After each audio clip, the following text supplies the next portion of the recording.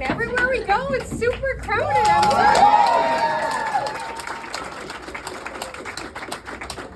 Thank you for hanging out. We are so excited about this election. Who's ready to take our state back? I just want you to know this energy we are seeing across the entire state. We keep hearing folks say you should be concerned about this election. We don't think we should be concerned about this election. We're seeing 2016 all over again. All right. We have posters telling us the quiet Republican truly exists. And I am here to tell you that as we've gone around the state, no matter where we go, whether it's a gas station, a coffee shop, not a Republican event. Oh, a little one. Our lead phone banker. I love it. No matter where we go, people are stopping me and they're whispering, I voted for you. I'm voting for you. Keep going. It is so amazing to hear these people. But the interesting part about that is that they're whispering. And I know they're whispering because they're nervous. Yesterday, when we showed up, I don't know if you guys ever got to hear the story of Marlena Hackney over in the West Side. Yep. So we were at Marlena's yesterday, but before we got there for the rally, someone threw horse manure at her front door. So we know this is happening. Tom Barrett's signs yesterday, someone wrote Nazi across all of his signs in his area. This is happening. People are very intimidated. So I understand that folks want to be quiet. I appreciate your support, whether you are loud or quiet, but elections have consequences. Oh, yeah. We know that. We see that every day. When you go to fill up your car, you're seeing the gas prices go higher and higher. Do you know that Michigan is going higher than other states right now? Yeah. And where is the governor on this issue? Well, we know one thing. If she had had her way, it would be 45 cents higher. Yep. We are so blessed that Shane Hernandez fought that, and I am so blessed that he agreed to join me on this ticket.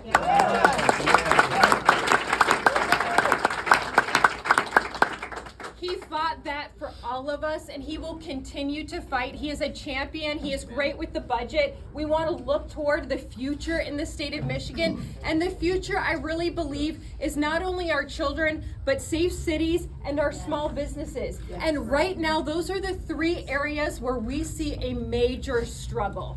We've lost more small businesses than any other state. We just got that statistic out. Does that surprise you? No. Not at all. But one thing that you might not know, probably many of you do, it wasn't just because of COVID that we lost these small businesses. Michigan has a massive regulatory state. It is crushing our small businesses, and it's making it difficult for people to start their own businesses. It's difficult to get a loan. It's difficult to get the permits. It's difficult to get the license. We want everyone in the state to be able to have the American dream back. That's right.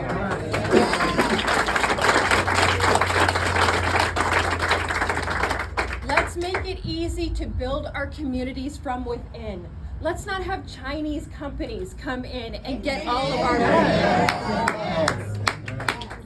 I talked to someone this morning about this, and they said it's 2,300 jobs. Just so you know, it's maybe 2,300 jobs over 10 years. And what you need to understand about our taxpayer dollars, they get 100 million of our taxpayer dollars right away. And then over 500 million over the next 30 years. That community that will get this business will get no tax money, no tax revenue from this business. How does that help our communities if they're not getting any revenue from these businesses? What we need to do is build our infrastructure. Remember that promise? Fix the damn roads. That's right. Did you have to change a tire on the way here because of the potholes? You know, we've had to multiple times. Yeah. And Michelle Hoytinga was late to we had a rally at the Iron Pig in Gaylord the other day. And we're like, where is Representative Hoytinga? Well, she had to change her tire. And I've even broken a wheel. Well, I went to the dealership, and he said, "Are you back with another tire?" And I said, "Yes, I don't know why this tire won't hold air." I came back and he said, it's actually a broken wheel. How do you have a broken wheel? And the worst part is he said, you're the third one this month. That is, and it is costing Michiganders $5,000 a year because our roads are so bad. So that was her core promise. It's so essential that we actually have a road building plan. It's not just catching up on roads, it's making sure that we have infrastructure in place to bring businesses here. That is a great way to bring businesses. Somebody said to me yesterday, yeah, it's kind of like if you build it, they will come. We're seeing that in Indiana, we're seeing that in Ohio, we're seeing highways being built, we're seeing roads being built to industrial sites that aren't there yet, but they're coming. Those are the answers. Planning in the future. We can bring that to the state of Michigan. But to do that, we have to have a workforce, and that means we have to invest in our children now. Right now, our schools, so before the pandemic, our schools were 38th in the nation. Now we've gone through this massive crisis. All of the data shows that we'll be in the bottom 5 states in the nation by 2030. Our third graders, our reading exams just came back from the spring, and our third graders had a nearly 60% failure rate across the state. So this is crucial because from kindergarten to third grade, you're learning to read. From third grade on, you're reading to learn. If we miss that crucial step, we've robbed our kids of an education, but we've robbed every one of you too, because that future is also, your future is dependent on our youngest people having the best chance. It's so important that we get back into our schools. And I heard from Gretchen Whitmer that she was going to make sure that after we released our tutoring plan, we heard that she was going to have a tutoring plan too. Well, it's October. Yeah. I still have parents coming to me and saying, my child is behind and my school doesn't have the resources. We need to find that ready group of tutors that can go into our classrooms and help our teachers to get our kids back on track. We have so much money going into the school systems. Let's get it into the classrooms. Yes. Let's have no wrong path in education for our students. I keep hearing these commercials that say, if Tudor Dixon gets her way, she'll dismantle public ed. Public ed has been dismantled for the past 2 years. But we gotta put public ed back together. This is the pillar of our communities. It's the basis of where our kids get together and learn everything from social skills to reading, writing, and math. Let's get back to the basics of making sure they can read.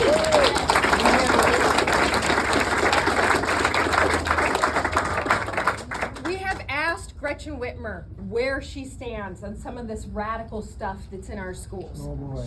Where does she stand when you see the Department of Ed come out and say, see? Yeah, amen, even our right? journalist people are not happy about it.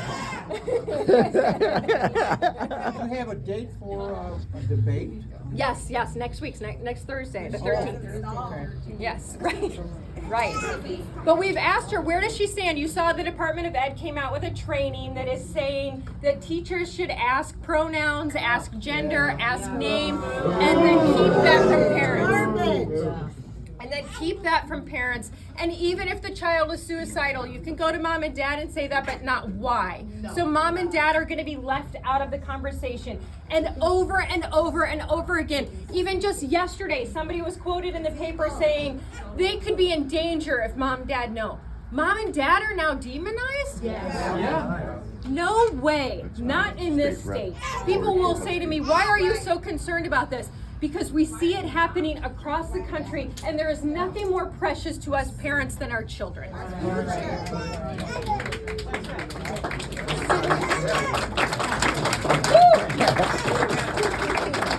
right.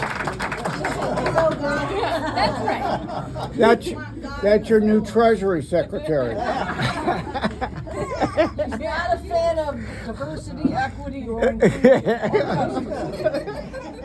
But we've asked and we've heard nothing from the Whitmer camp about this. And I believe it's because you have to remember this is a person that is running in a Democrat primary for president. And to be in a Democrat primary, you have to be as far left as possible. That is not only our schools, but that is our energy policy. I had a company that I talked to just before I came in here, and they said, you know what our biggest concern in Michigan is? Blackouts. You don't have a plan to keep these energy plants going. We don't have enough energy in this state. Suddenly you're going to go to all of these electric vehicles, and what are we going to do as manufacturers? I said, look, we're going to keep line 5 open. We're going to make sure that we have the natural gas that we need. And they said, we don't believe that Gretchen Whitmer will keep line 5 open. Well, no, of course not. She said she's not going to. Think about that. Joe Biden said keep line 5 open. Justin Trudeau, the most radical environmentalist on the planet, said keep line 5 open. Gretchen Whitmer is farther left than Justin Trudeau. Now you really are going to have people saying we're going to Canada. This is insane.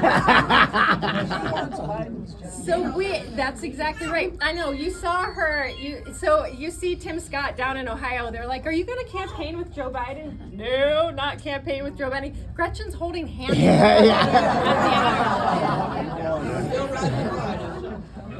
We're like, did she whisper in his ear? Remember, you're not running in 24. It's me. You gave it to Kamala. I'm done with you. No, she was probably holding him up. But I like to ask, when we saw that, the media was like, oh, this is so sweet. They're holding hands. It's like America's grandfather. And I'm like, what are the headlines if it's Tudor Dixon and Donald Trump holding hands? Yeah. I have a feeling that's not America's grandfather. The FBI will be at your house. But that is really the reason that we're seeing the quiet Republican. He says the FBI will be at your house. When you see a pastor being arrested by the FBI, that's why people are scared. When you see the horse manure on the front steps of someone's restaurant, that's why people are afraid. But that's what I love when Shane talks. If we had Shane here today, Shane would say to you, look, I used to be a Democrat. I was raised in a family where we were a Hispanic family and we believed we were Democrats, and he would tell you he used to be a Democrat and now he is a Republican, and he would say, if you can, go out and find 100 people just like me and explain to them that we want to make sure you have great schools, you have safe cities, you have the infrastructure you need to have the American dream. That's what we need in this state. Yes. When I go outside of this state, I think now that I've traveled the entire state of Michigan, it's very heavy on my heart when I go into these towns and I see closed signs, one after the other. Yes. And I go to other states, Republican states, and I see them just thriving. Yeah. And I think, how did we get so far in the hole in Michigan? We've got to do something to pull out. We've got to support those people who put their whole livelihood into their dream. When we left the Iron Pig the other day, I think the thing that struck me the most was a woman grabbed my arm and said, just so you know, he defied the orders. He had his liquor license suspended. He got the fines, but every other restaurant on this street was too afraid. And now they are all permanently closed. That has happened, and what I try to tell people is if we don't make a change, this is just going to continue. All of our small businesses will continue to close. But we have a huge opportunity. We are just at that crossroads. There is time to bring this whole state back. And so Let's do it. Yes.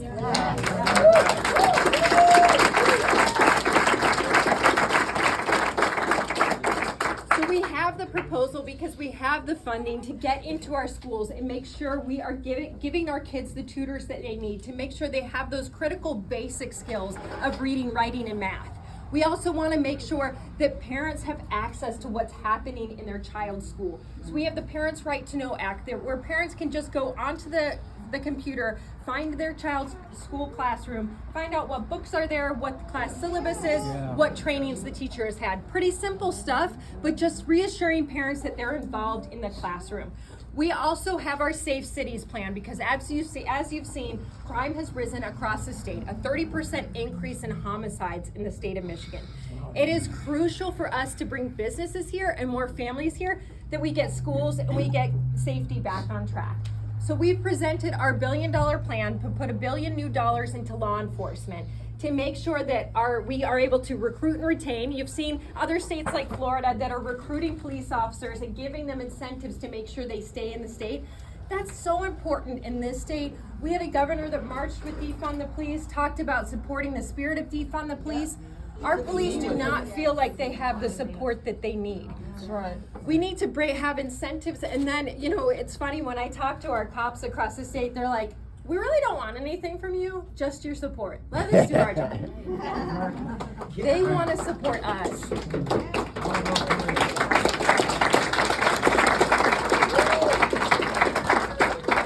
We are so lucky to have people who are willing to do the job of putting their life on the line every single day to make sure that we are safe. And the communities that need those police officers the most are the ones that the radical left are trying to take away from. That's what we need to remember. That's so key. But we're seeing crime in areas of this state that we have never seen crime before. People are feeling crime in different ways. We had a guy who said, I parked outside of an office building in Grand Rapids the other day, and I came out midday and my car was stolen. This is happening across the state. So to bring people here, to bring businesses here, it is key that we get safety back on track. And we can do that. We've seen it happen. We've seen it in other cities where you've seen massive crime and the right person gets in and you support your law enforcement, and we can turn this around. I know we can in this state as well.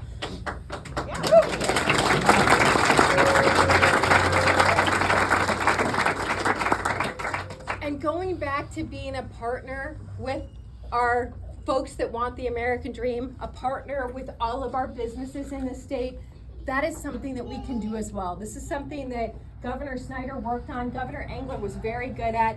We want to make sure that we push as hard as possible, that the agencies in government are a partner to business. Never will you ever see in a Dixon administration an agency that is weaponized against you.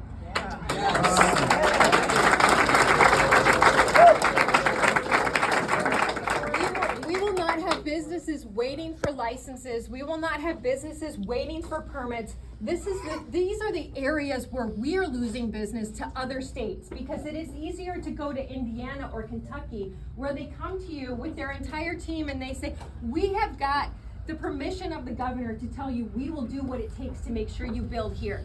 And we'll get it done in the next 60 days so you can break ground. I've got businesses saying, you gotta understand, in Michigan, they tell me, maybe it'll happen in 8 months to a year, and we're just done. We've got other states that want us there. We don't feel wanted by Michigan. You are wanted. You will feel that in a Dixon administration. We will make sure that this is the number one place to move your business, to expand your business, to feel supported by government, and we will be a partner to everyone who has a business in the state of Michigan.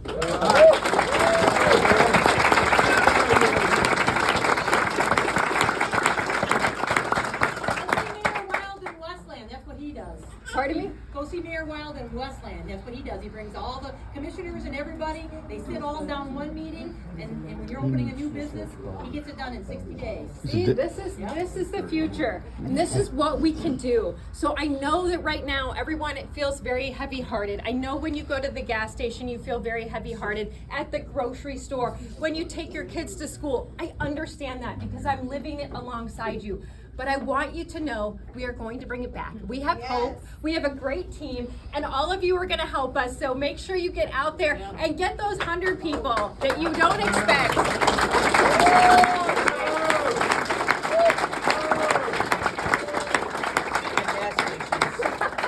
I made those. What station is Thank you so much. Thank you for being here. God bless you. Next week's debate is Wood TV, so that's the Grand Rapids station, and I believe they'll be streaming it as well. That I don't know the other one, which is the week after. We don't expect anything on ABC or NBC.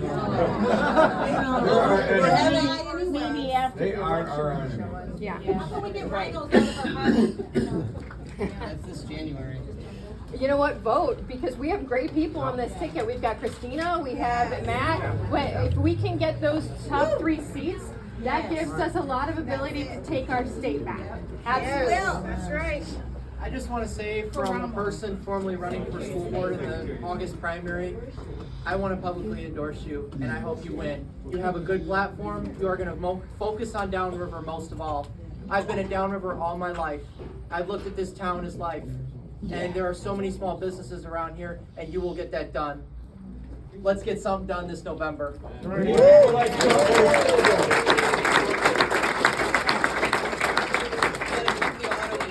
Here. I'm a mechanic, and what she's doing is terrifying to me. That's what I think so many people don't realize, and that goes to the overregulation and the inability to expand in the state. So what we're seeing is that we're not getting an expanded footprint. We're not getting the new factories. Those are going elsewhere. We're getting small investments here and there. We want to be the recipient of the big investments, but that's why we need the infrastructure to get there. Yeah, Tudor. I think you're getting a lot of support from crossovers who aren't saying anything because of the schools. The mama bears and the papa bears are awake now. They know like you're saying, we need to return to the 3 R's. Reading, writing, arithmetic, not radicalism, raunch, and racism. Hi, I'm the retired police chief from Taylor. I have some officers here that are retired, and they had some concerns that they had heard that you wanted to do away with police and fire pensions and medical. That's total bull. That's what we thought. All right. How can we make sure, and then maybe you can speak to this, fair, like at the sites the day of the elections, that we have people there to make sure things are ran? I mean, I heard someone say about poll contesters or Yes. whatever. How do you do that? So I spoke with one of our folks who's running those groups, with Matthew Seafried, last night. I spoke with her, and she said, we had a goal of getting 5,000 poll watchers.